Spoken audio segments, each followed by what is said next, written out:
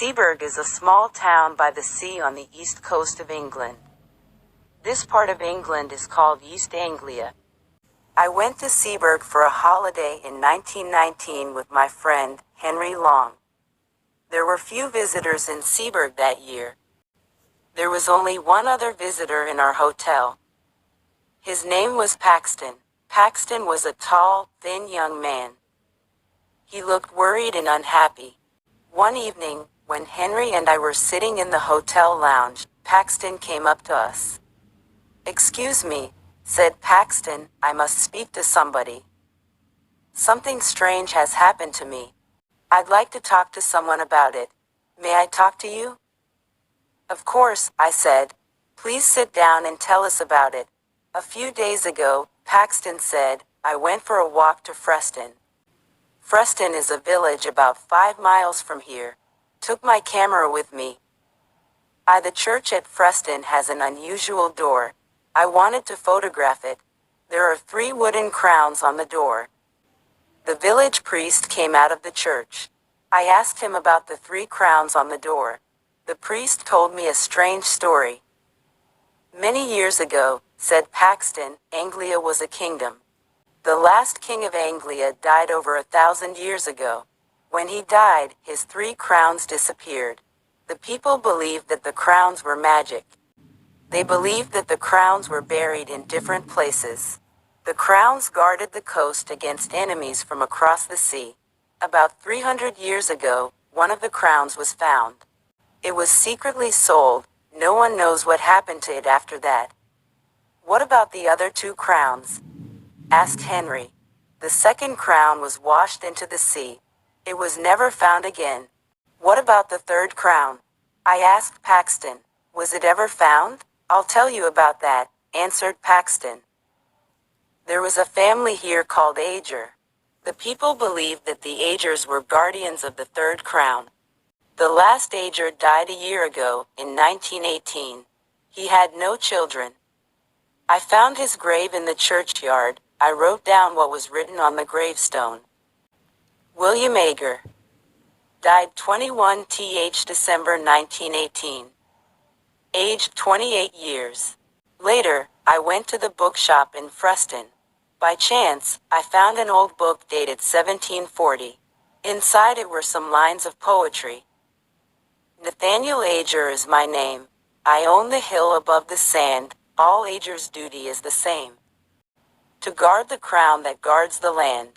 When I am dead and in my grave, and all my bones are rotten, my sons shall keep my name alive. It shall not be forgotten."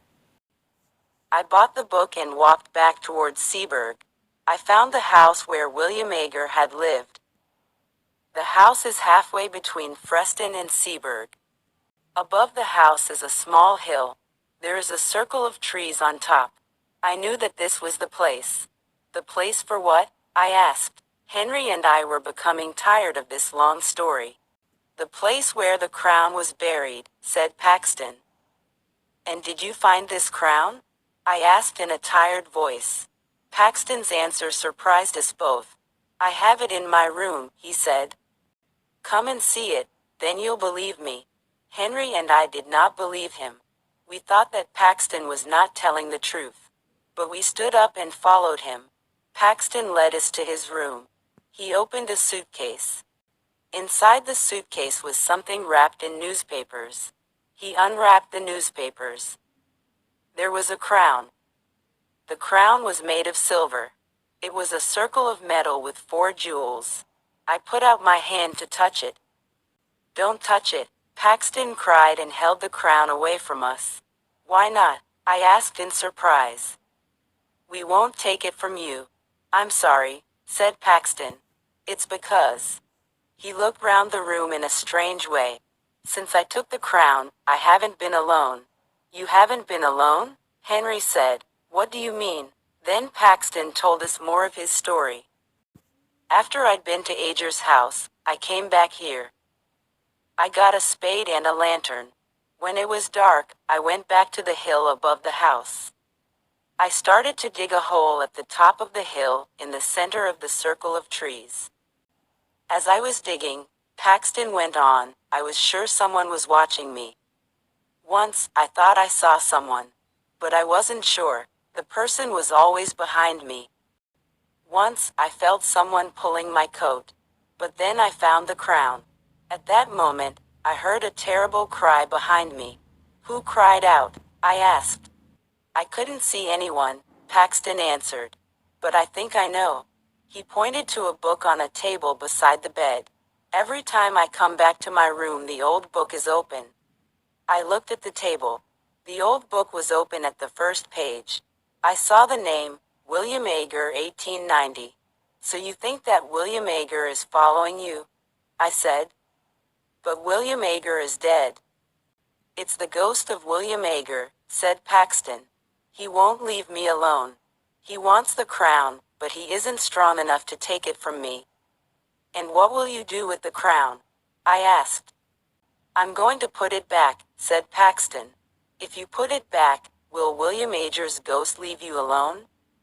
I asked. I don't know, said Paxton. But I must try. I saw that Paxton was very, very frightened. Then we shall help you put it back tonight, I said. As I spoke, a shadow moved in the room. Paxton saw it and looked terrified. That night, as we left the hotel together, I spoke to the hotel porter. It's a warm night, I said. We're going for a walk. We may be back very late. I'll wait for you, sir, said the porter. I won't lock the front door until you return. The other gentleman isn't staying in the hotel, is he? What other gentleman? I asked. The gentleman who's with Mr. Paxton, said the porter. No, I replied quickly.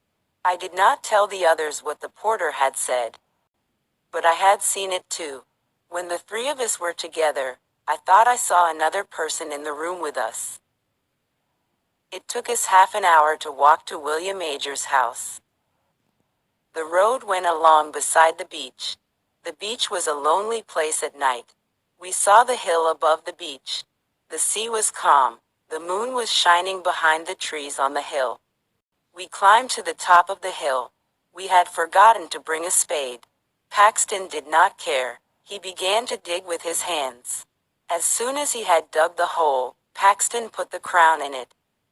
He covered the crown with earth. It's back, he said in a loud voice. Will you leave me in peace now, William Ager? We heard nothing, but Paxton turned to us and said, William Ager says, never. We took Paxton back to the hotel. He walked in silence, looking down at the ground. Don't worry, I said. Right tomorrow. Share writhing will be all. We'll put you on a train to London. As soon as you are on the train you will forget all about this. He'll never let me go, Paxton said. The next morning, Henry knocked on my door before 7 o'clock. Let's go and have breakfast, he said.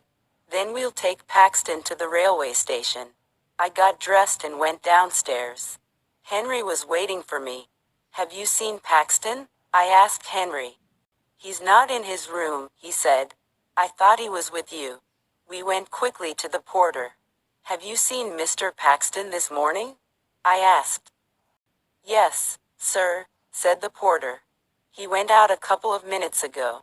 In fact, I thought he was with you, sir. With me? I asked in surprise. What happened? I asked. A grave was opened at the church, the porter said. The bodies disappeared. Whose grave was opened? I asked. A man who used to live here, the porter replied. A strange man, called William Ager. Henry and I ran outside. Paxton was on the beach.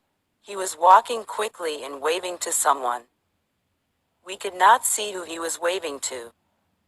There was a thick mist coming from the sea. There were other marks in the sand. They were made by someone who was not wearing shoes. The marks were strange. They were the shape of feet, but they were feet without flesh, only bone. We called Paxton's name. We thought we heard Paxton call our names. Then we heard a long and horrible scream. I shall never forget the sound of that scream in the mist. We stopped. We were afraid. We did not want to meet the creature that Paxton had met. We both knew that Paxton was dead. We walked forward slowly. A few yards away, we found Paxton's body. His mouth was full of sand and stones. His neck was broken. We heard a strange laugh in the mist. It was not the laugh of a living man. Henry and I were terribly afraid. The police asked us a lot of questions. They never found out who murdered poor Mr. Paxton. Henry and I did not tell the police what we knew. They would not have believed us. Henry and I did not go back to look for the crown of Anglia. The crown is safe. We did not want to meet the ghost of the guardian, William Ager.